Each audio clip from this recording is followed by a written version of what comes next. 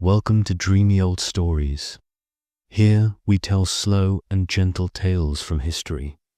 Stories that calm your mind and help you fall asleep. If you enjoy the journey, don't forget to like, comment, share, and subscribe. Now, let's begin tonight's dreamy story. Tonight, there is no rush. There is no need to remember anything important. You can allow the day to loosen its grip, slowly, like hands releasing warm sand. This is a quiet space meant for listening without effort. If your eyes close while the story continues, nothing will be lost. The words will keep moving at the same gentle pace, whether you follow them or drift away. Imagine a time before electric light, before switches, before glowing screens. A time when darkness was not an inconvenience, but a condition of life. When night arrived not as a background setting, but as a powerful change in the world itself. In ancient times, night did not simply fall. It took over. The sky dimmed, colors drained away, and familiar shapes softened into uncertainty. Paths that were clear during the day became ambiguous. Sounds carried farther. Distances became harder to judge. Even places known since childhood could feel unfamiliar once the sun disappeared. For most ancient people, night was not something to conquer. It was something to endure. As daylight faded, daily work slowed naturally. Fields went quiet.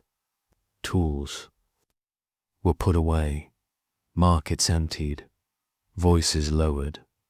Families gathered closer together, not for romance or storytelling, but for practicality. Warmth, safety, and awareness were easier to maintain when people stayed close. The night air itself often felt different, cooler, heavier, sometimes damp. It carried smells from far away, smoke, animals, water, decay. Without clear sight, the senses shifted, hearing sharpened. Imagination filled in the spaces where vision failed. Ancient people did not fear the night because they believed it was evil. They feared it because it was incomplete. It removed information. And a lack of information has always made humans uneasy.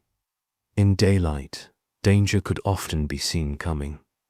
A wild animal at the edge of a field, an approaching stranger, a storm forming. In the distance, at night, warning signs arrived late, if at all. Predators understood this well. Many hunted after sunset. Their eyes adjusted. Their movements were quiet. Their confidence increased as human awareness decreased.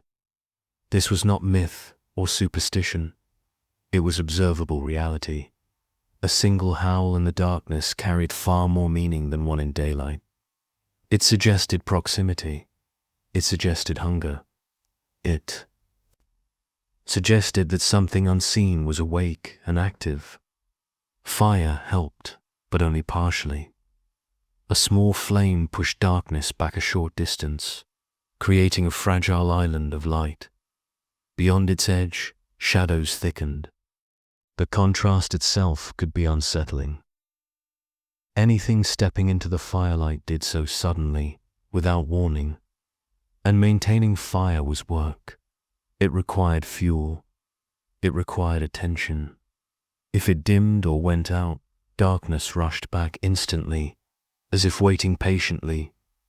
Sleep, in ancient times, was rarely deep and uninterrupted. It could not afford to be. People slept lightly. They woke often.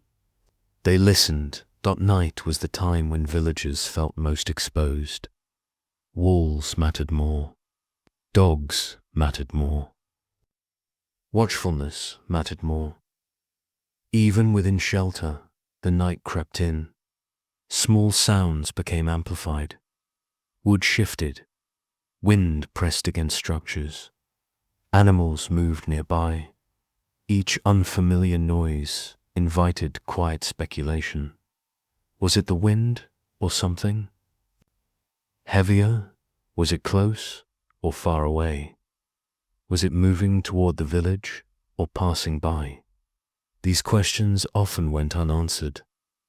Because of this uncertainty, ancient cultures slowly wrapped the night in meaning, not because they misunderstood it, but because they lived inside it.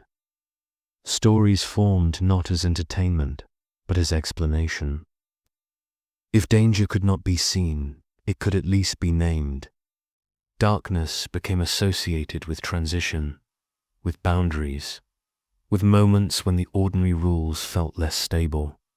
The night marked the space between today and tomorrow, between safety and vulnerability, between control and surrender.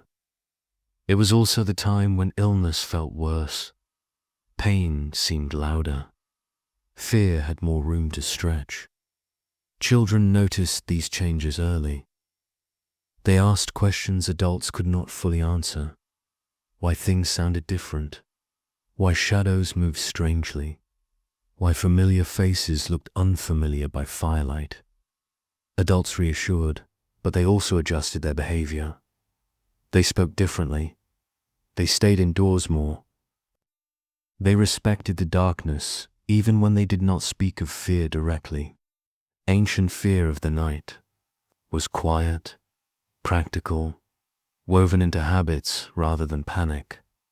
It showed itself in early bedtimes, in shared sleeping spaces, in rituals meant to protect rather than impress. The night did not need to attack to be feared. Its power came from what it removed: light, clarity, distance as the stars slowly appeared overhead. Ancient people learned to read them, not out of curiosity alone, but out of necessity. The sky became a map, a clock, a companion that offered a small sense of order in the dark, yet even the stars were distant, cold, silent. Beneath them, human life became smaller, more cautious, more inward. And so, night earned its reputation, not as a villain, but as a reminder. That human control has limits, that awareness can fade, that safety is not guaranteed. This understanding settled deeply into early cultures. It shaped beliefs, routines, and expectations in ways that lasted for thousands of years. And as we continue, slowly we will begin to see how these quiet fears of the dark influenced religion, architecture, storytelling, and the rhythms of daily life themselves. For now, the night has fully arrived. As darkness settled in, ancient life did not end. It changed its posture. Movement became smaller. Voices softened. Attention narrowed to what was closest and most familiar. Night rearranged priorities. Tasks that required precision were avoided. Judgment felt less reliable. Even simple choices carried more weight when visibility was low. Inside homes, light was rationed carefully. Oil, fat, wood, and wick were valuable. A flame was not left burning without purpose. Too much light wasted resources. Too little invited risk. People learned to live in partial illumination. Faces were often half seen. Corners remained dim. The edges of rooms dissolved into shadow. This environment encouraged imagination, but not in a playful way. It encouraged caution. The mind filled gaps quickly when information was missing. A shape that could not be clearly identified rarely became harmless in thought. Ancient people were deeply aware of this tendency.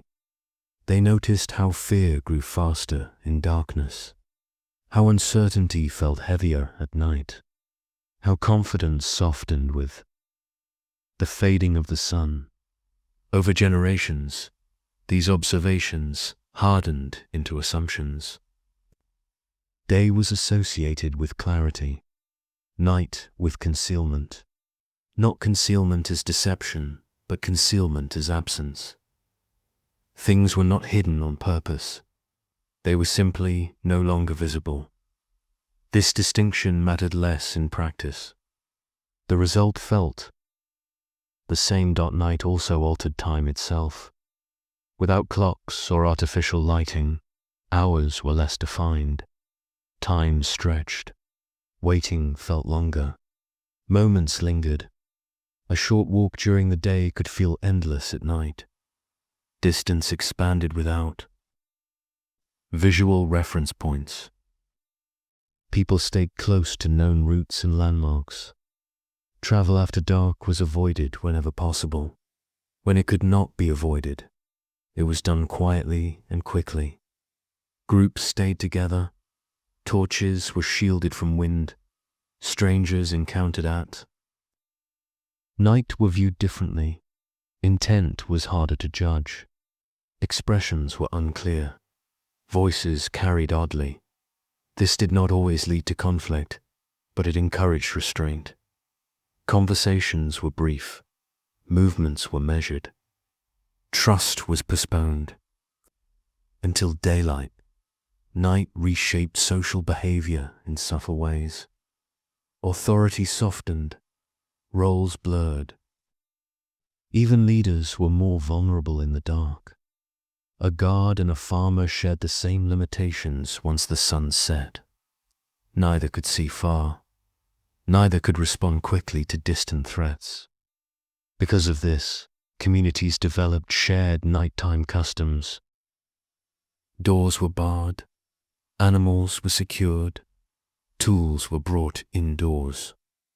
These routines created a sense of order against uncertainty. Repeating them each evening offered reassurance. Not because they removed danger completely, but because they acknowledged it. Acknowledgement itself was comforting. Many ancient cultures divided the night into watches, periods of wakefulness shared among a few while others slept. This was not always formal. Sometimes it was simply habit. Someone remained awake. Someone listened. The presence of a watcher did not guarantee safety, but it reduced helplessness. It allowed others to rest more easily. Sleep during ancient nights often came in fragments. People woke, shifted, listened, and returned to rest. This pattern was normal.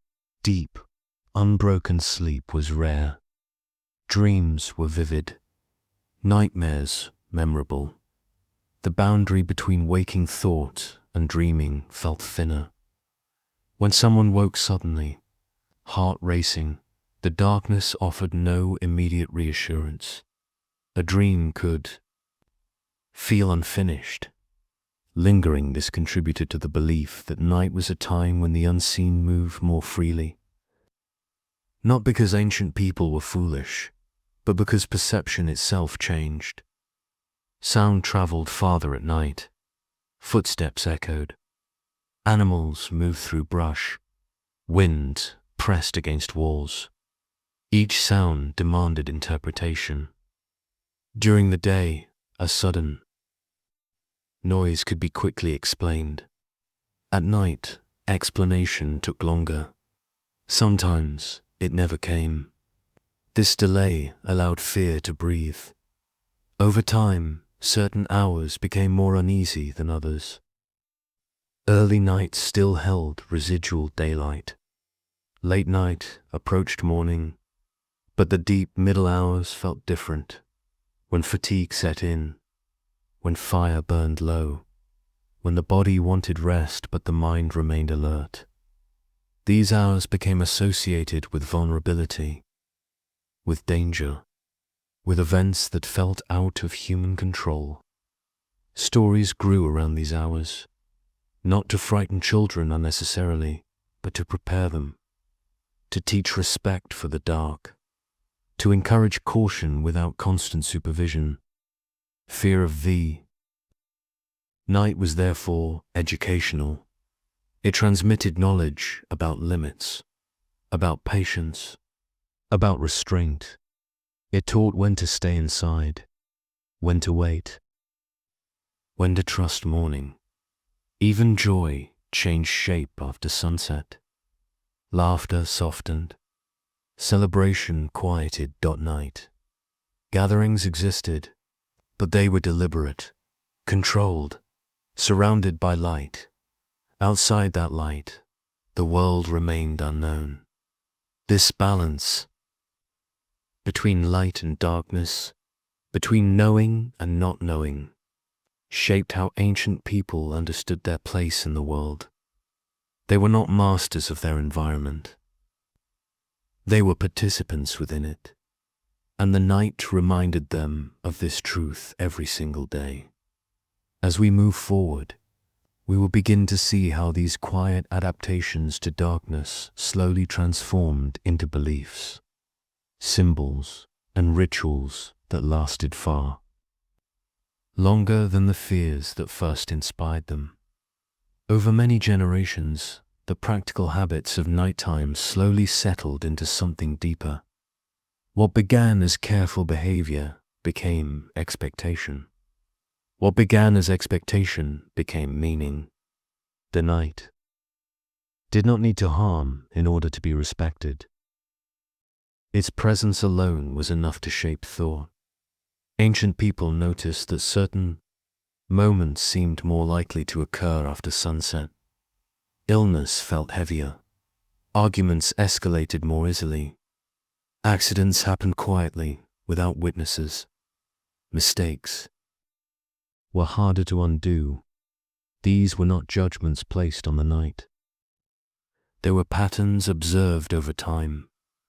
When something went wrong in daylight, it could be addressed quickly. Help could be found. Tools could be used. At night, response slowed. Options narrowed. Because of this, responsibility shifted inward. People became more cautious with words, more restrained with movement, more accepting of delay. Night encouraged waiting, waiting for dawn, waiting for clarity, waiting for the return of visible certainty. This waiting was not always comfortable, but it was familiar. Children learned early that some questions were answered in the morning. Some journeys began after sunrise. Some decisions belonged to daylight. These lessons did not need to be explained at length. They were felt as night repeated itself, day after day, year after year. It gathered emotional weight. It became associated not only with danger, but with pause, with reflection, with endings that were temporary, but still meaningful. Shadows became symbolic because they were persistent. They returned every evening. They behaved consistently. They reminded people that light was never permanent. This rhythm influenced how ancient societies thought about time itself. Life was no longer a continuous flow, but a cycle, awake and asleep, active and still, seen and unseen. The night marked the boundary where human control softened, not vanished, but loosened. Even those who felt confident during the day adjusted. Their expectations after sunset. Strength mattered less than awareness. Speed mattered less than patience.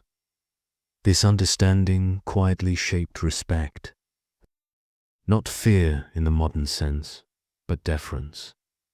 Night was approached carefully, spoken about thoughtfully, prepared for daily. Over time, language absorbed these attitudes. Words connected to darkness carried caution. Words connected to light carried relief that this did not mean the night was hated.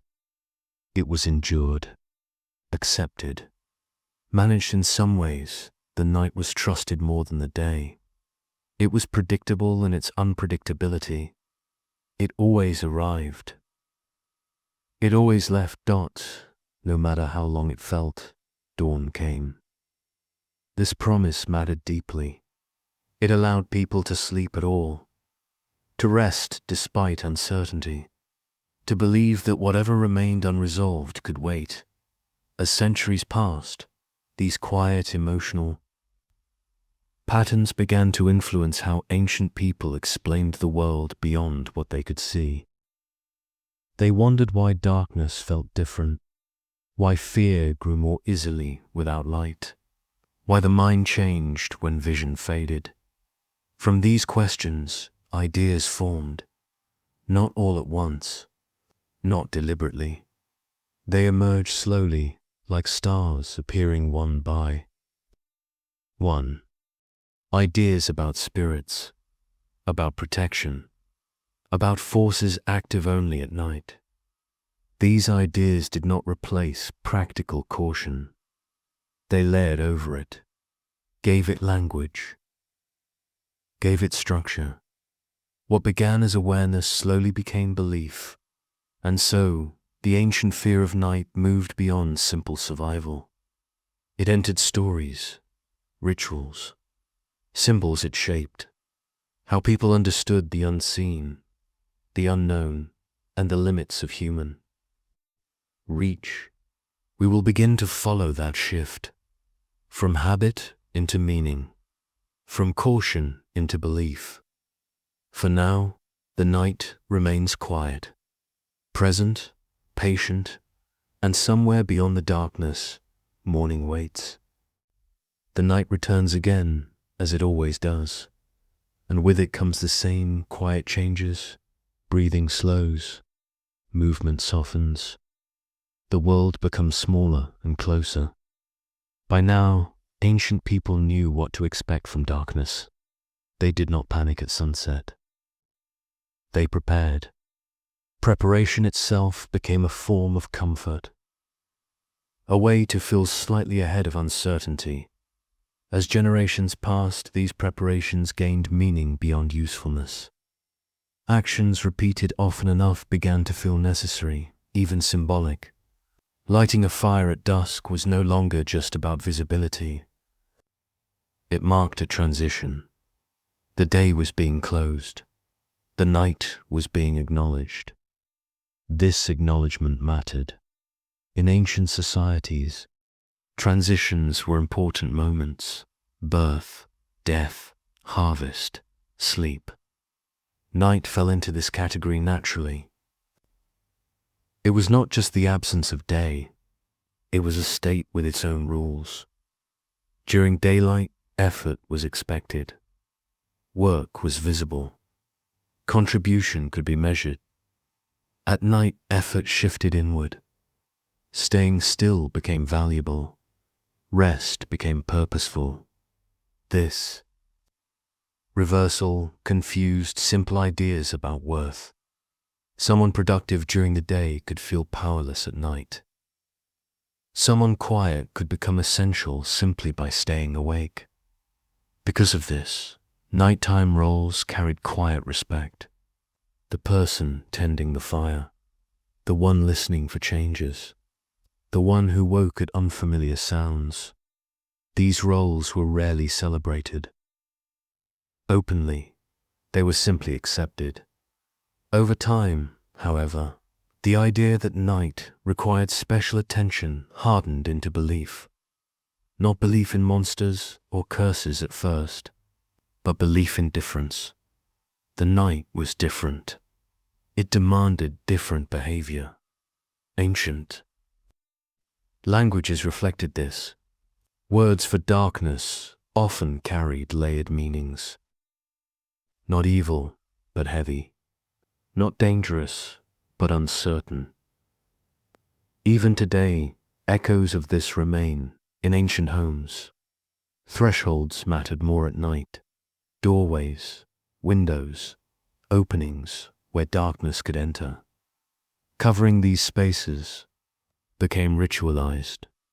Doors were shut carefully, curtains drawn, gaps sealed as best as possible. This did not keep out all danger, but it created a boundary, and boundaries bring calm.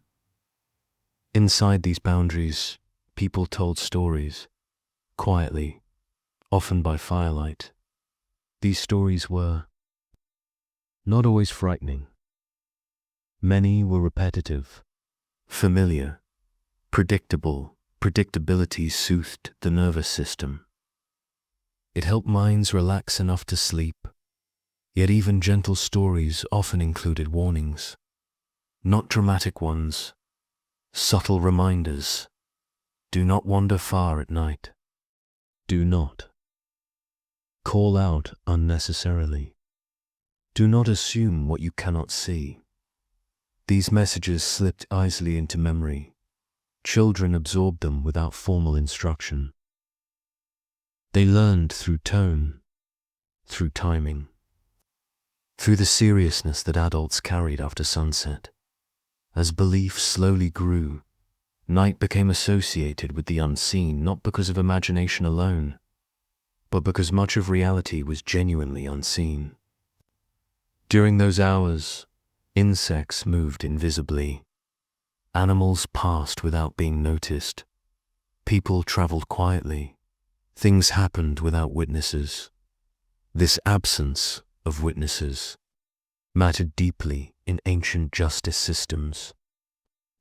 Events that occurred at night were harder to explain, harder to prove, harder to resolve. Because of this, nighttime events often felt unresolved, even when finished. An argument at night lingered longer. A loss felt heavier. A mistake felt more permanent. Daylight brought closure. Night delayed it. From this delay grew ideas about night as a time when things remained incomplete, when actions did not fully settle, when consequences waited. This gave night an emotional weight beyond physical danger. People learned to postpone, to say, "We will decide in the morning. We will speak after sunrise. We will judge later." Morning became associated with clarity, not because it was morally superior, but because it restored visibility. This association grew stronger with repetition. Over centuries, clarity and light became connected. Uncertainty and darkness followed naturally. It is important to remember that ancient people did not experience these shifts as philosophy. They experienced them as routine. They did not sit and decide what night meant. Meaning formed quietly around them. It formed in habits, in pauses, in silences. The night became a space where humans felt smaller, not weaker, but more aware of limits. This awareness shaped humility. It taught patience. It encouraged listening. And as belief systems slowly took shape, this humility would become essential. Because when humans began to imagine forces beyond themselves, the night already felt like a place where such forces might belong. As we continue, we will begin to see how night moved from practical difference into sacred and symbolic space. As belief continued to grow quietly, the night began to feel occupied, not crowded, just inhabited. Ancient people did not imagine this all at once. It arrived slowly, through small observations repeated over many lifetimes. When something unseen caused change, the mind searched for cause. A fire that dimmed unexpectedly, an animal disturbed without sound, a sickness that worsened overnight. During the day, causes were visible. At night, they were inferred. Inference filled the dark, gently but persistently. This is how unseen presence became normal rather than alarming. It was not always threatening. Sometimes it was simply there. The idea that the night held more than could be seen became accepted, and once accepted, it influenced behavior. People spoke more carefully after sunset. Words felt heavier in the dark. A careless comment could linger too long in silence. Silence itself carried meaning. Pauses stretched. Responses were delayed. In daylight, silence might feel empty.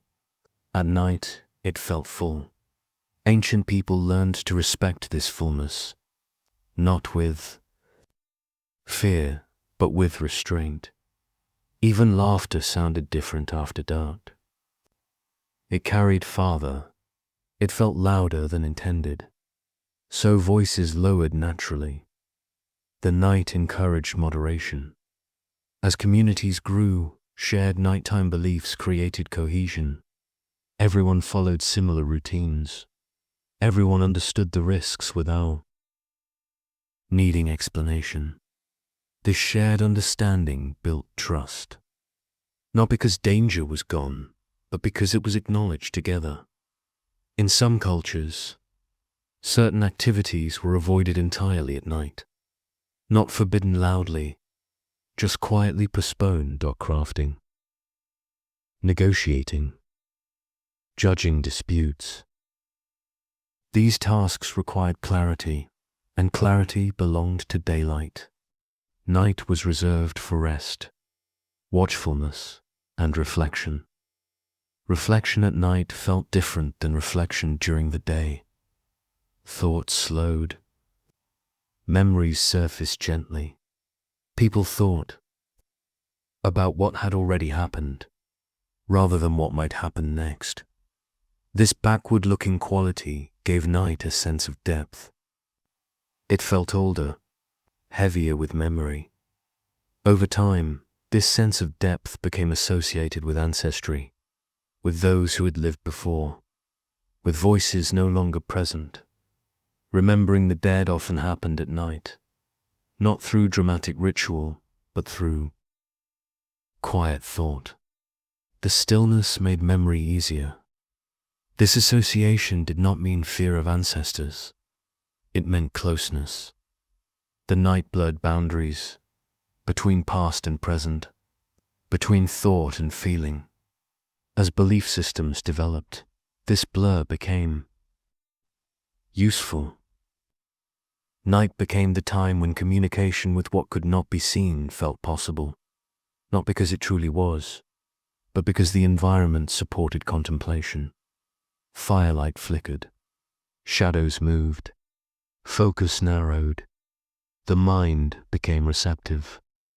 This receptivity did not exist in the same way during the day. Day demanded attention outward, night allowed attention inward. And so, night slowly became symbolic, not assigned deliberately. Earned gradually, symbols formed around darkness not because it was hostile, but because it was ambiguous. Ambiguity invites interpretation. Ancient art reflected this subtly. Figures half illuminated, scenes partially obscured, not to frighten, to acknowledge reality. Reality was rarely fully visible. The night reminded people of this truth daily. As belief grew, protective actions gained ritual form. Simple gestures repeated with intention, touching door frames, checking fires one last time, offering quiet words before sleep. These actions calmed the body. They signaled readiness. They did not promise safety. They promised attention. Attention was the most reliable protection available. Through all of this, fear of night remained practical rather than emotional. It did not overwhelm. It guided. Ancient people did not lie awake imagining endless threats. They accepted uncertainty and learned how to live beside it. This acceptance was strength. It allowed sleep to come eventually. Light sleep. Responsive sleep. The kind of sleep that wakes easily. The night never became friendly, but it became familiar. Familiarity softened fear without removing it. And as belief systems continued to mature, this familiarity allowed night to take on roles beyond danger. It became a space for meaning, for connection, for explanation. We'll begin to see how these quiet beliefs crystallized into structured ideas about gods, spirits, and cosmic order. For now, the night remains steady, not rushing, not threatening, simply present as these quiet beliefs settled into place. They began to organize themselves, not suddenly, not with clear edges, but gradually, like mist forming patterns over familiar ground. Ancient people did not separate belief from daily life. What they felt at night shaped what they believed during the day, and what they believed during the day returned with them into darkness. The night became a kind of threshold, not a barrier, but a crossing point, a time when the ordinary loosened. Its grip, this looseness allowed explanation to expand. When causes could not be seen, meaning filled the space instead. Not wild invention, measured interpretation. If something unseen acted at night, then perhaps unseen forces existed. If darkness changed behavior so deeply, then perhaps it carried its own power. This idea did not feel radical. It felt reasonable. Over time, night became associated with forces that were subtle rather than loud, influence rather than command, suggestion rather than control. These forces were not always imagined as dangerous. Some were protective, some watchful, some indifferent, but all belonged more comfortably to darkness than to light. The sky itself encouraged this thinking. During the day, it was blank and distant. At night, it revealed depth. Stars appeared in vast numbers. Patterns emerged. Movement became visible. Ancient people watched the sky carefully. They noticed regularity, cycles, returns. The night sky felt orderly in a way the ground did not. This contrast was striking. On the ground, darkness obscured. Above, darkness revealed. This contradiction added to the night's complexity. It was not simply absence. It was selective presence. From this, ideas of cosmic order began to form. Not fully developed systems, but iron 2I2s. If the sky followed patterns at night, perhaps other unseen patterns existed as well. Perhaps the night did not only hide. Perhaps it also held structure. This possibility softened fear further. The night became not just a risk, but a space governed by rules not yet understood. Understanding might come later, or never. Either way, the night felt intentional.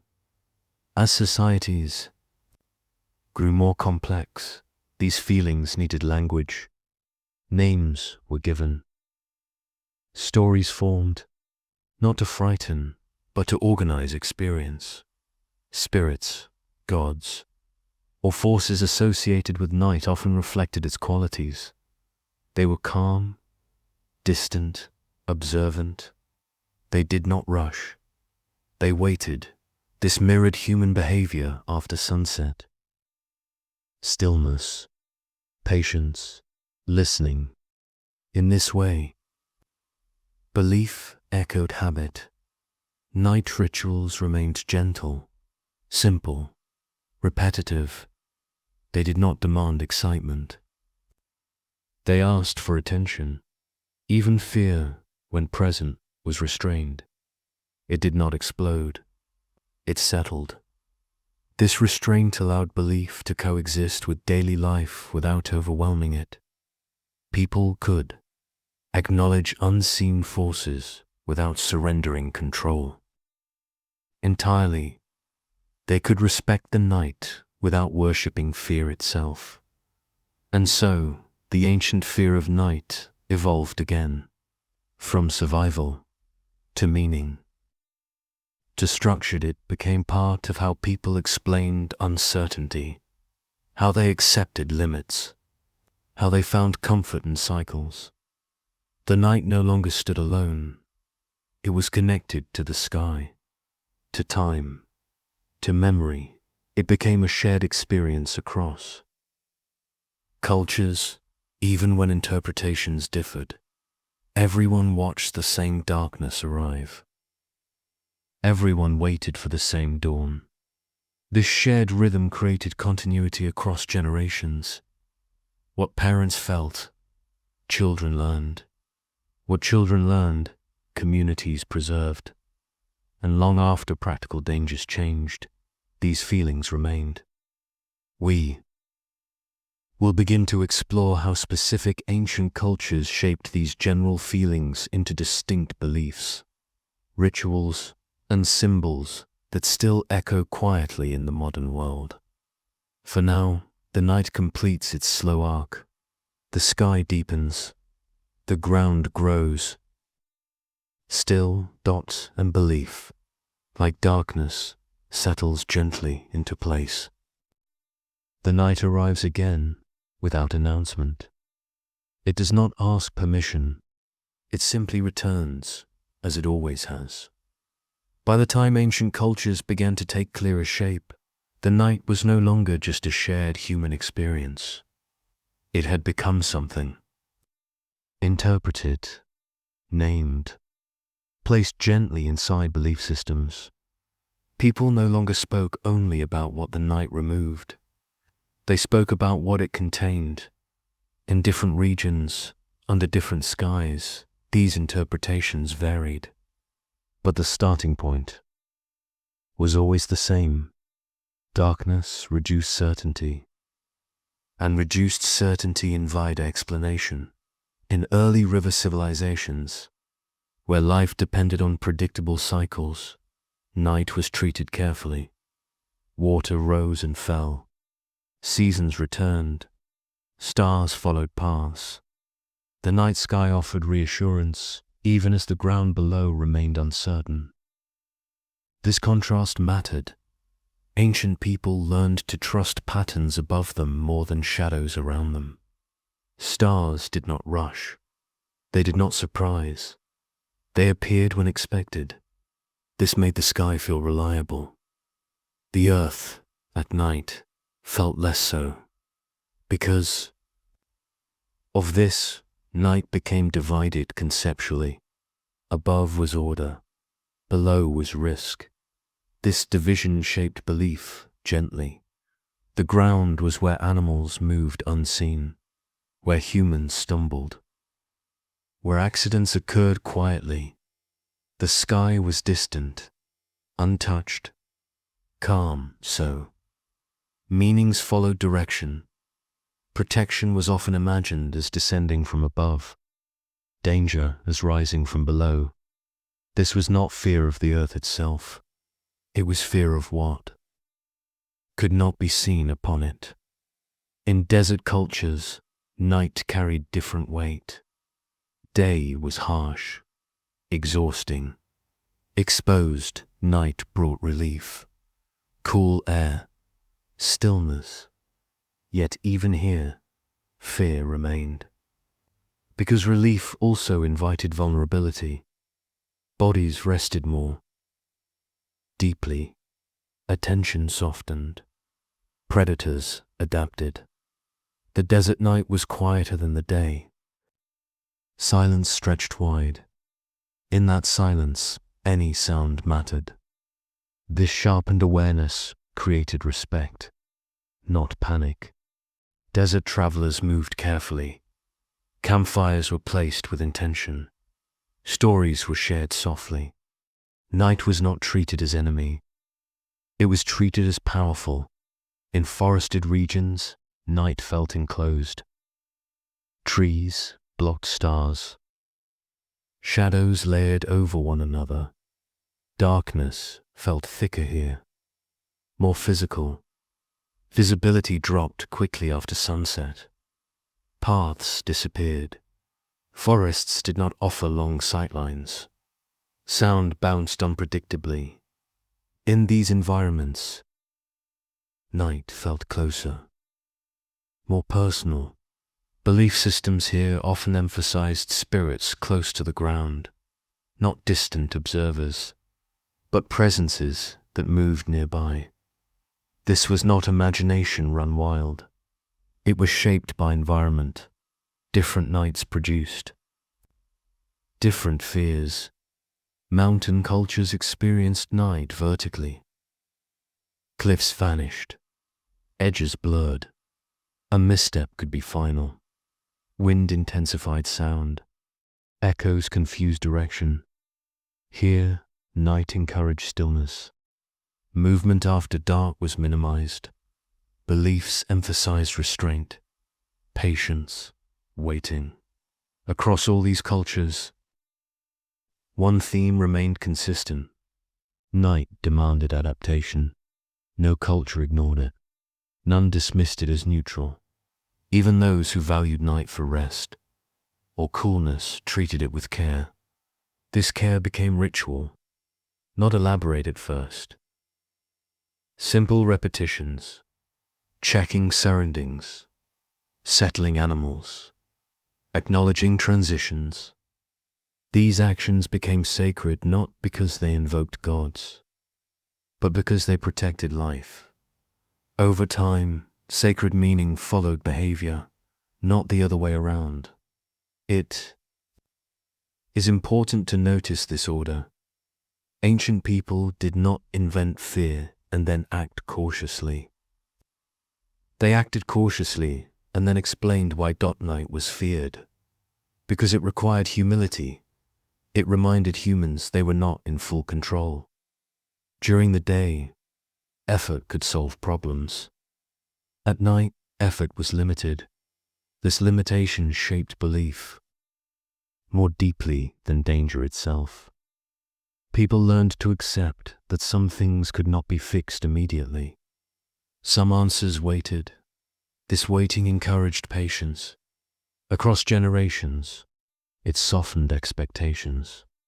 Night taught that not everything responds to force. Some things respond only to time. As belief systems matured, this lesson became moral. Patience became virtue. Listening became wisdom.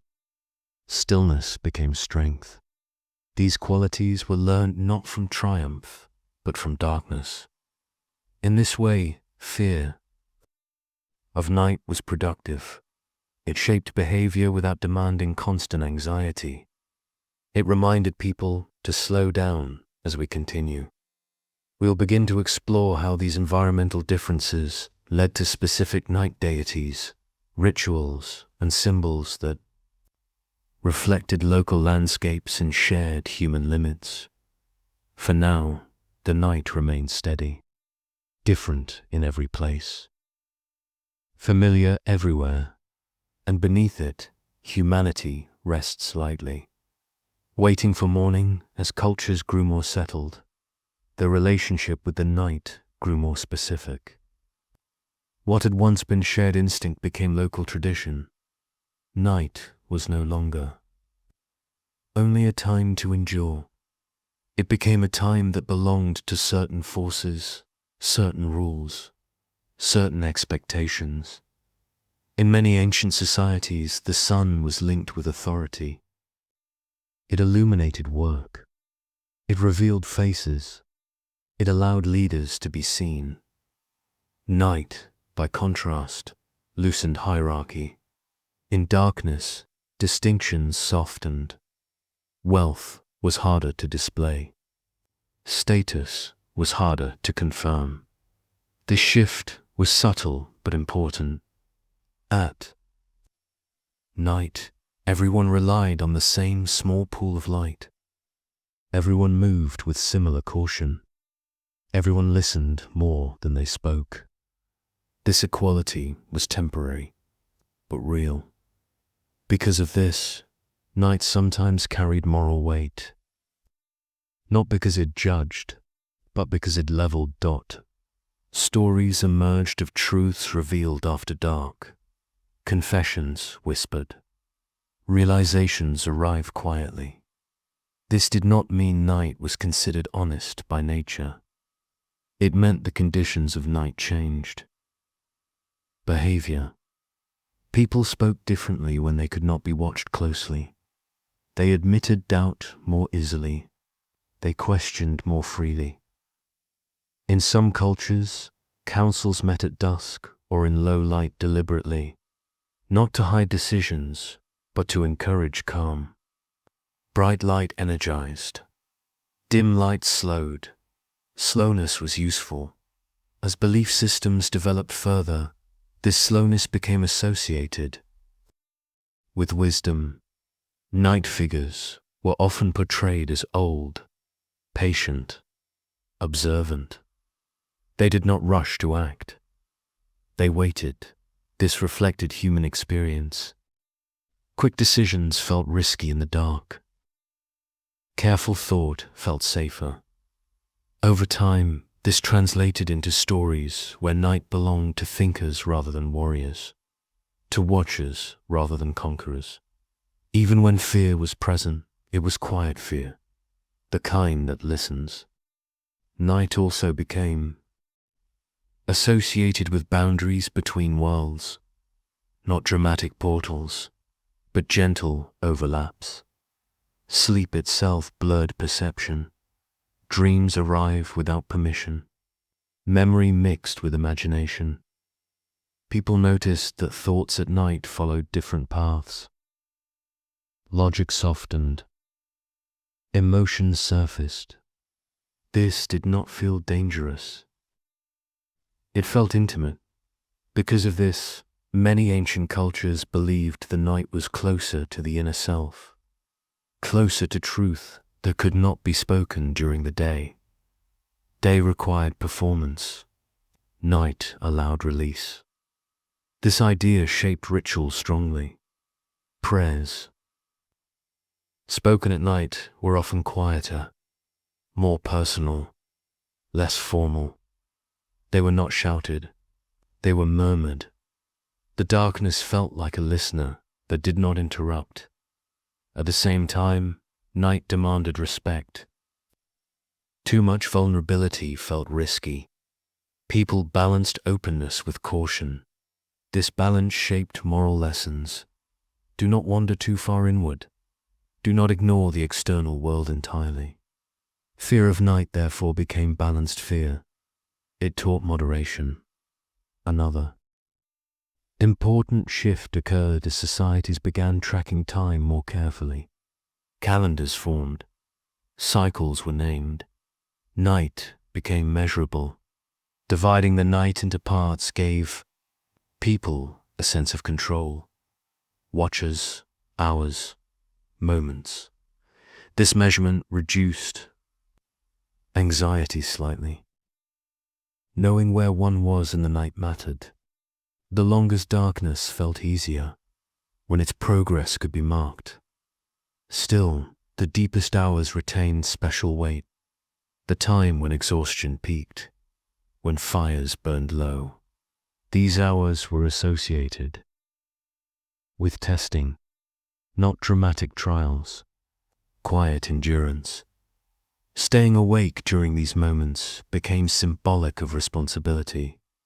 Those who kept watch were respected not for bravery, but for reliability. Reliability mattered more than heroism at night. This value shaped leadership ideals. A good leader was one who endured quietly, who noticed small changes, who did not sleep too deeply. Night fear refined what strength meant. It was no longer only about force. It was about steadiness. As belief continued to mature, this steadiness was projected outward. Protective figures associated with night were imagined as calm and persistent, not aggressive, not loud. They did not chase danger away. They observed it. This mirrored human behavior again. The most effective response to night was not panic. It was attention. In this way, fear of night trained ancient people in awareness. It sharpened senses. It slowed thought. It encouraged restraint. These qualities fed directly into cultural identity. By the time formal religions began to take clearer shape, night was already deeply integrated into moral and emotional understanding. It was not simply feared, it was respected, and this respect allowed belief to deepen without overwhelming daily life. As we move forward, we will begin to see how these attitudes toward night influenced specific rituals, festivals, and sacred spaces designed to manage darkness rather than eliminate it. For now, the night continues its quiet work, teaching patience, encouraging listening, and slowly belief grows more detailed, shaped by countless evenings lived carefully under fading light. As these ideas settled more firmly, they stopped feeling new. They became background, assumed, inherited. Children grew into them without instruction. They learned when voices softened, when lamps were lowered, when movement slowed. No one needed to explain why certain paths were avoided after sunset. The body understood before language did. Night behavior became cultural memory. As generations passed, this memory shaped space itself. Villages were built with night in mind. Paths curved gently to avoid sudden edges. Homes faced inward. Communal areas stayed close. Light sources were placed where they mattered most. Entrances, gathering points, places of watch. Darkness was not banished. It was organized. Sacred spaces reflected this balance. They were often dim by design, not fully dark, not fully bright. Low light encouraged stillness. It discouraged distraction. People moved differently. In such spaces, more slowly, more deliberately. This movement reinforced belief. The body learnt reverence through posture. Fear softened into awareness. The night had taught people how to move carefully, and those lessons carried into daylight. Institutions, patience, listening, respect for limits, even laws reflected this influence. Many societies treated nighttime actions differently from daytime ones, not always more harshly, sometimes more cautiously. Intent mattered more when visibility was low. Mistakes were understood as more likely. This flexibility came from experience, not mercy. People knew how night changed judgment. Because of this, forgiveness often felt easier in the morning. Clarity returned with light. Night was understood as a condition, not a character flaw. This understanding prevented fear from becoming cruelty. The ancient fear of night rarely became hysteria. It remained grounded. Night was powerful, but predictable. In its return, that predictability mattered. Every dawn confirmed it. No matter how long or unsettling the night felt, it ended. This rhythm created trust in time itself. People endured because they believed in cycles. Darkness did not last forever, neither did fear. This belief allowed night to remain feared without becoming hated. Hatred requires permanence. Night offered none. As stories grew more detailed, they continued to reflect this balance. Night figures were rarely absolute villains. They were complicated, bound by rules. They could be negotiated with, respected. Avoided this reflected human experience again. Night could be managed, but not dominated. And so, ancient cultures developed a relationship with night that was neither naive nor despairing. It was realistic. Night reduced control, so people adjusted expectations. Night demanded attention, so people listened. Night revealed limits, so people accepted them. These lessons did not remain confined to darkness. They shaped how ancient people approached uncertainty everywhere. Else, illness, loss, change, all felt a little like night, and the same strategies applied: patience, preparation, waiting for clarity. By the time civilizations grew complex, night was already fully integrated into human understanding. It no longer needed explanation. It was simply part of how the world worked. Yet this integration did not end curiosity. It deepened it. People began asking not just how to survive the night, but why it existed at all. Why darkness was necessary.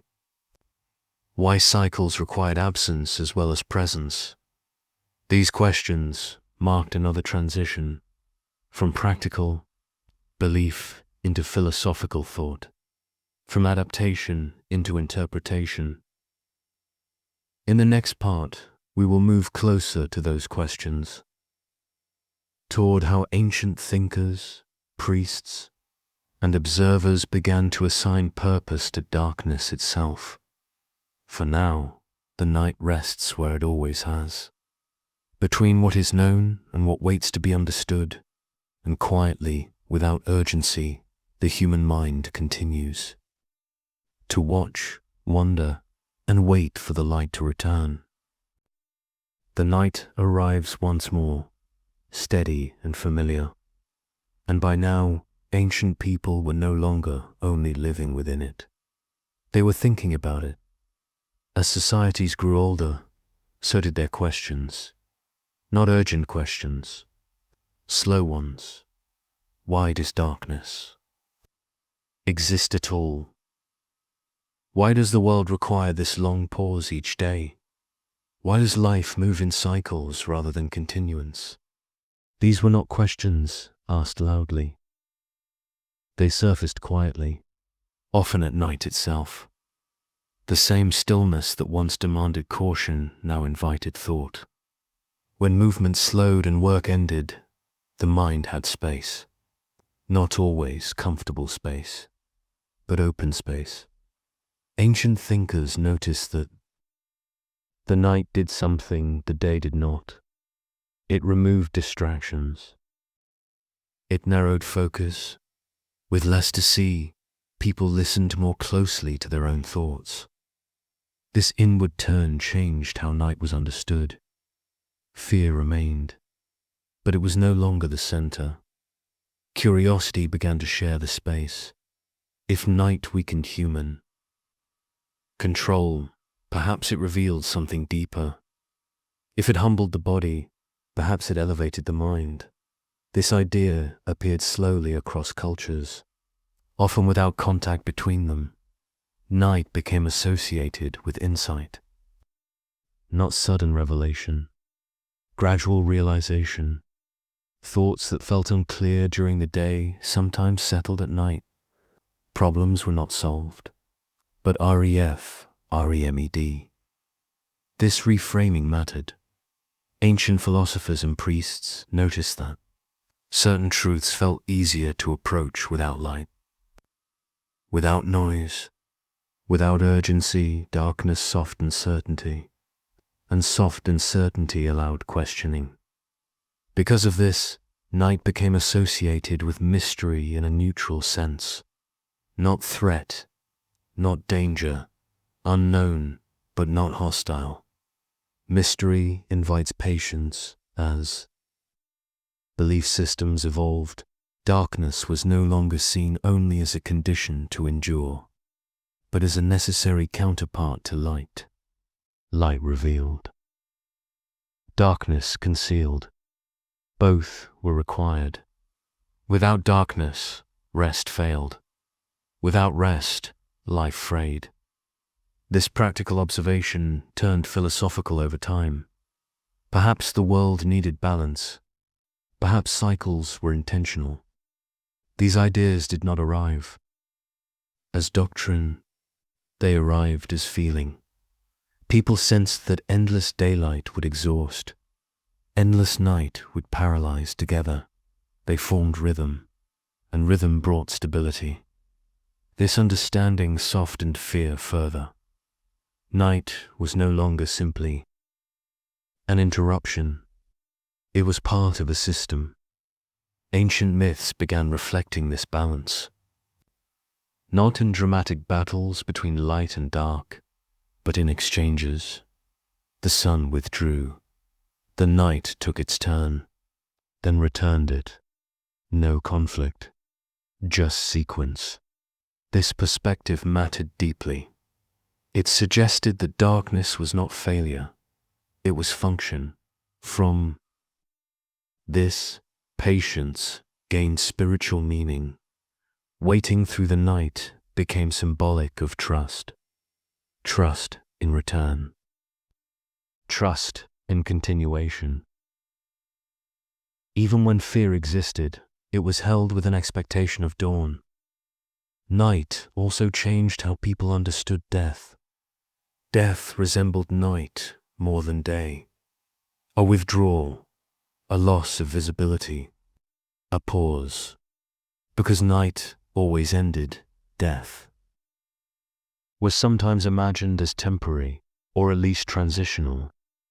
Not everywhere, not universally, but the analogy existed. This softened grief slightly. It allowed hope to sit beside loss. Not certainty, just possibility. The quiet of night made such thoughts accessible. No, one needed to speak them aloud. They lived between breaths as philosophical thought deepened, sacred practices adjusted. Some rituals moved intentionally into darkness, not secrecy, privacy. Night rituals were quieter, less performative. They emphasized listening rather than action. Participants stood or sat still. They waited. Waiting itself became meaningful. Absence of immediate response was no longer frightening. It was expected. This expectation marked a turning point. Night was still respected, still approached carefully, but fear was no longer the primary. Emotion, reverence, began to replace it. Reverence is quieter than fear. It does not tighten the body as sharply. It slows instead. This slowing suited night well. By this point, ancient people had lived beside darkness for thousands of years. They knew its dangers. They also knew its patterns. Knowledge softened fear, not eliminated, transformed. And so, the night entered a new phase in human understanding. From threat to teacher, a teacher that spoke softly, that offered lessons slowly, lessons about limits, about cycles, about balance, toward how darkness itself became sacred, not because it frightened, but because it completed the world. For now, the night remains calm, unhurried, and thought, like darkness, moves gently inward as reverence for the night deepened. It began to influence how ancient people described the universe itself, not through precision, but through feeling. The world was no longer seen as a place divided simply between safety and danger. It became a place of opposing states that depended on one another, light and dark, movement and stillness, speech and silence. Night fit naturally into this pattern, ancient. Thinkers noticed that silence at night was not empty. It was full of small sounds, breathing, fire settling, wind shifting. Silence became something active. This idea shaped early cosmology. The universe was imagined not as constant motion, but as alternating phases. Creation did not happen all at once. It unfolded, paused, continued. Night was the pause. Pauses gave meaning to motion. Without night, day would blur. Without stillness, effort would lose value. This insight changed how fear was interpreted. Fear became information rather than alarm. If night made people cautious, then caution served a purpose. It preserved life. It conserved energy. Fear was not weakness. It was adaptation. This redefinition mattered. Ancient cultures that accepted fear as part of wisdom handled it differently. They did not try to eliminate it. They integrated it. Stories changed tone. Instead of warning against the night, stories explained how to move within it, how to behave, how to listen. Heroes of night stories were rarely fearless. They were careful. They succeeded by waiting, noticing, enduring. This narrative reinforced cultural values. Shaped by darkness, night figures were often portrayed as guides rather than adversaries. They knew paths others could not see. They understood timing. They did not force outcomes. They allowed them.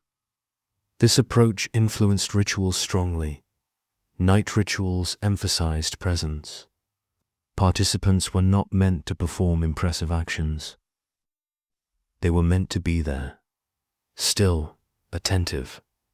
The lack of spectacle was intentional. Spectacle belonged to daylight. Night belonged to awareness. Because of this, sacred night spaces were often simple, few decorations, muted colors, limited light, nothing. Distracted from sensation, the body noticed temperature, the sound of breath, the movement of air. These sensations anchored people in the present moment. Anchoring calmed fear. The mind stopped racing ahead. Ancient people may not have used these words, but they understood the effect. Night taught grounding. As societies passed this understanding forward, it shaped education. Young people were not taught to overcome fear of darkness. They were taught to coexist with it. This distinction mattered. Fear that is fought grows louder. Fear that is understood softens. Children learned to recognize night sounds, to differentiate between normal and unusual. They learned when to be alert and when to rest. This knowledge replaced some fear with familiarity. Yet fear never vanished entirely, and that was acceptable. Fear kept attention sharp. It prevented recklessness.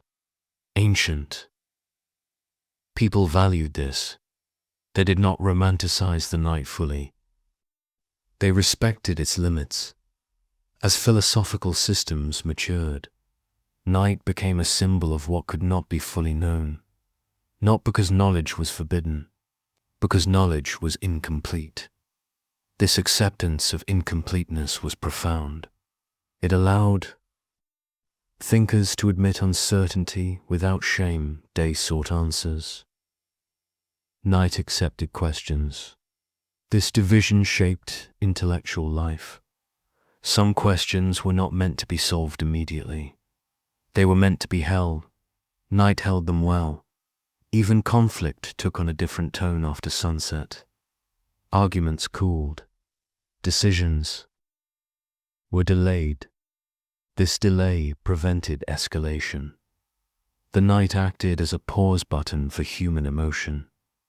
Over time, this function became sacred. Darkness was no longer just part of nature. It was part of moral order. It reminded people when to stop. This reminder was gentle but firm. Ignore it, and exhaustion followed. Heed it, and balance returned. Fear played a role here too. Fear signaled when limits were near. It guided rather than dominated. This balanced relationship with fear was one of the quiet achievements of ancient culture. It allowed people to live with uncertainty, without constant distress, and it prepared the ground for deeper symbolic systems that would emerge. Later, in the next section, we will explore how night began to shape architecture, sacred timing, and the design of rituals meant to align human life with cosmic rhythm. For now, the night continues its steady work, creating space, holding silence, and within that silence, ancient thoughts slowly take shape. As these ideas settled into daily life, they began to influence how ancient people shaped their physical world. Belief did not remain abstract. It found form. Buildings were designed with night in mind, not to defeat darkness, but to live alongside it. Open spaces narrowed after sunset. Entrances became deliberate. Light was guided rather than spread. This was not architectural fear. It was architectural awareness. Sacred structures often reflected the rhythm of night and day. Some welcomed light fully. Others limited it carefully. Dim interiors encouraged quiet movement. They slowed the body without instruction. People entered such spaces differently at night. More softly, more attentively. This shift was not enforced. It happened naturally. The body adjusted to environment. Timing also became important. Certain rituals were placed deliberately at night, not because the night was dangerous, because it was receptive.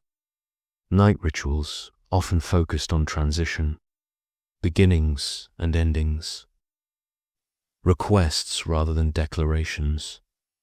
The absence of light encouraged humility. Participants did not expect immediate response. They expected waiting. This waiting aligned human expectation with cosmic rhythm. Not everything answered at once. This idea softened disappointment. It allowed patience to feel meaningful rather than passive. Over time, sacred calendars incorporated Nai intentionally, not as empty space between days, but as active periods. The beginning of days was sometimes marked at sunset rather than sunrise. This acknowledged the importance of darkness in shaping time. Time itself became cyclical rather than linear. Night marked closure. Day marked action. This division clarified purpose. People knew when to act. They knew when to stop. Stopping was not failure. It was obedience to rhythm. Fear of night played a role here too. It reminded people why stopping mattered. Without rest, mistakes multiplied. Without pause, judgment weakened. Night enforced rest, even when humans resisted it. This enforcement was gentle but unavoidable. As architecture, ritual, and timekeeping aligned, night became fully integrated into culture. It was no longer external. It lived inside routine. People no longer asked why night was feared. They simply behaved accordingly. Fear had become Instruction. Instruction without words. This was perhaps the most enduring transformation. Night no longer needed explanation. It shaped life quietly. Yet this integration did not remove mystery. Mystery remained, but it felt contained. People accepted that some things belonged to darkness, not because they were evil, because they were not meant for constant exposure, privacy, rest, reflection. These were gifts of night. Fear protected these gifts by discouraging misuse. Too much curiosity could disturb them. Too much activity could exhaust them. Night set boundaries. Boundaries made life sustainable. As ancient cultures matured, they carried these lessons forward unconsciously, even when technology improved, even when fire grew brighter. The emotional memory of night remained. It was passed through habit rather than story, through posture rather than speech, and because it was subtle, it endured. We will begin to see how these ancient understandings persisted. Even as civilizations changed, expanded, and encountered new forms of light. For now, the night completes another cycle. It holds its place, and humanity, shaped by countless evenings, lived carefully, continues to move within its quiet limits, waiting without urgency for the return of day. The night returns again, familiar, unchanged in its rhythm, even as the world beneath it begins to shift. By this time, ancient societies were no longer small or simple. Cities had formed, populations grew denser, walls rose, streets stretched, farther than torchlight could reach. Yet the night remained larger than all of it. As settlements expanded, fear of the night did not disappear. It adapted. More people meant more shadows, more corners, more unknown movement. In daylight, crowds offered safety. At night, they offered complexity. Strangers became more common. Familiar faces harder to track. The night now held human unpredictability alongside natural danger. This changed how fear was felt. It became less about animals and terrain, and more about intention, about motives unseen, about actions hidden by darkness. Because of this, cities developed stronger nighttime rules. Curfews emerged quietly, not always enforced strictly, but understood. Night was no longer free time. It was limited time. Movement after dark carried meaning. Someone walking late was noticed, not accused, observed. Attention increased. Lanterns marked presence. Footsteps echoed between walls. Urban night sounded different from rural night, sharper. Closer. Sound bounced and returned altered. This distortion made direction harder to judge. A sound could feel near when it was far, or distant when it was close. This uncertainty fed caution. Night guards became more common, not heroic figures, ordinary people tasked with endurance. They walked slowly, they watched doors, they listened there. Role was not to confront danger aggressively. It was to notice change. A fire starting, a door left open. A disturbance at a pattern. Pattern mattered deeply. Cities created routines to preserve predictability at night. Markets closed fully. Workshops went silent. Streets emptied gradually. This gradual emptying was important. Sudden emptiness would have felt alarming. Gradual quiet felt controlled. Fear prefers predictability. People learned the sound of their city at night, which noises belonged, which did not. A familiar sound was comforting, even if loud. An unfamiliar sound, even soft, raised concern. This sensitivity was learned, not instinctive. Children absorbed it by listening, by watching adults pause, by noticing when tension entered posture. Night trained the body to detect subtle cues. As cities grew wealthier, night also became associated with loss. Theft was easier. Fire spread faster. Darkness hid beginnings. Because of this, fear of night became tied to preservation, protecting property, protecting structure, protecting order. This fear was not dramatic. It was administrative. Records were locked away at night. Gates closed. Keys became important. Night introduced bureaucracy. This shift mattered. Fear of night moved from personal survival into collective stability. A single mistake could now affect many. A fire could destroy entire neighborhoods. An unchecked conflict could spread. Night demanded cooperation. People relied on systems rather than individuals. Yet systems themselves were fragile in darkness.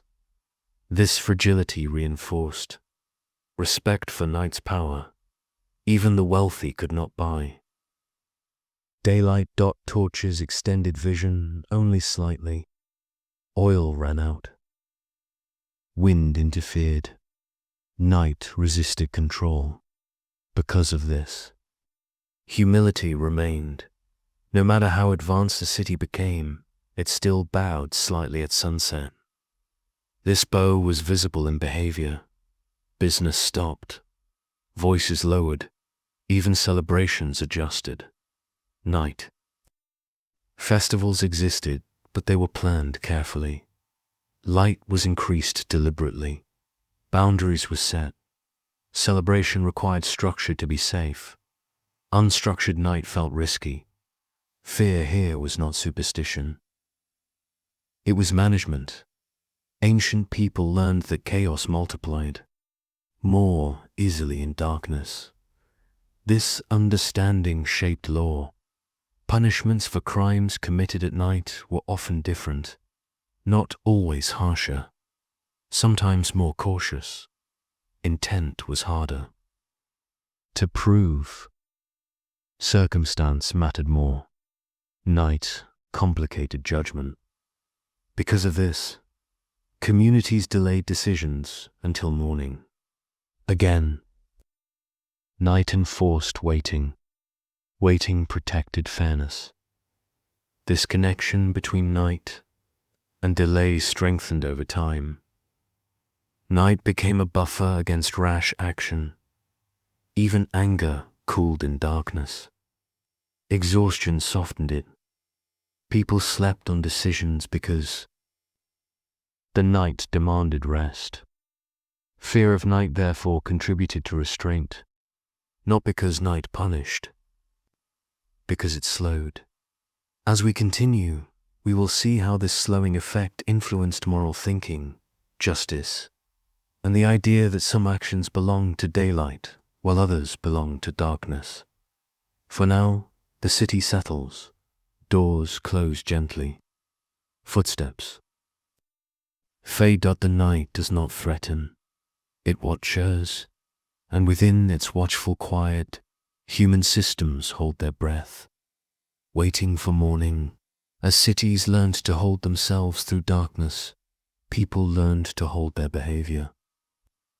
Fear of night became discipline, not harsh discipline, quiet discipline. Individuals adjusted their expectations. They planned less at night. They postponed more. Promises made after sunset were treated carefully. not because they were dishonest, because the night altered judgment, fatigue blurred certainty, low light hid detail. Ancient people noticed this and adapted. Courts closed, councils paused, important conversations waited. This waiting was not laziness, it was respect for limits. Night reminded people that clarity had conditions. As societies became more organized, moral thinking absorbed this lesson. Wisdom was no longer just about knowing what to do. It was about knowing when to do it. Daylight was for action. Night was for restraint. This division shaped ethical codes, quietly. Impulsive behavior after dark was discouraged. Not always punished, often guided away. Communities developed informal corrections. A hand on the shoulder, a gentle reminder to go. Home, fear of night, worked alongside care. No. One wanted conflict to grow in darkness, where it could not be contained. This made nighttime authority different from daytime authority. At night, leaders did not command loudly. They intervened softly. Presence mattered more than force. A visible guard deterred trouble without confrontation. A lit doorway suggested awareness. Awareness itself became protection. This understanding shaped urban design further. Light was placed not to illuminate everything, but to signal watchfulness. Pools of light, gaps of shadow. Complete brightness was unnecessary and impractical. Instead, contrast was used. Light indicated safety. Darkness indicated pause. People moved between these zones intuitively. Fear guided them gently. Night also changed how people understood responsibility. Mistakes made in darkness felt heavier, not because they were worse, but because they felt harder to repair. Repair required daylight. This awareness encouraged caution. People learned to avoid starting what they could not finish before. Morning, this habit reduced damage. It slowed life, but it stabilized it. Night fear thus became a form of collective wisdom. It shaped pacing in crowded cities. Pacing mattered. Too much activity at night strained resources. Guards grew tired. Fires burned low. Systems weakened. Fear of night preserved energy. It encouraged rest, not only for individuals, but for institutions. This rest allowed recovery. Ancient cities did not function continuously. They pulsed, day expanded. Night contracted. This pulse kept systems from breaking. Even the wealthy followed this. Rhythm. Night humbled status. Darkness treated everyone equally. Gold did not glow. Titles were invisible. This equality softened arrogance. It reminded people that power had limits. No one could see everything at night. This limitation fostered caution. Even among the powerful rulers slept. Guards watched authority, rested temporarily. This resting of authority prevented constant tension. It allowed social pressure to ease. Fear of night therefore contributed to social balance, not intentionally, but effectively. As people rested, resentment cooled. Desire slowed. Morning allowed renewal. This cycle repeated endlessly, and because it repeated, it felt trustworthy. Night could be feared without being hated. It served a function in this way. Fear of night became institutional memory. It was embedded in schedules, in architecture, in custom. No one needed to argue for it. It simply worked as time passed, and cities continued to grow. This relationship with night would be tested. More light would appear. More activity would push against darkness. But the ancient fear would not vanish easily. It had shaped behavior. Too deeply, we will begin to explore how new forms of light challenged old fears, and how ancient instincts resisted change even as technology evolved. For now, the city rests. Streets lie still, windows dim. The night holds its place, and humanity, disciplined by countless evenings, lived cautiously, sleeps lightly, conserving strength for the return of day. As this rhythm settled firmly into urban life, it began to feel natural. So natural that it rarely needed to be spoken about. People did not say they feared the night. They behaved as if it mattered. This quiet acceptance was powerful. The night shaped expectations without argument. It guided conduct without force.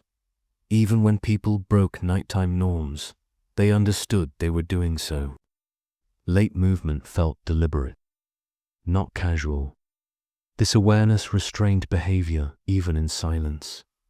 As cities expanded further, night became a time of vulnerability, not just for individuals, but for memory itself. Records could burn. Knowledge could be lost. Fire was the great fear of urban night.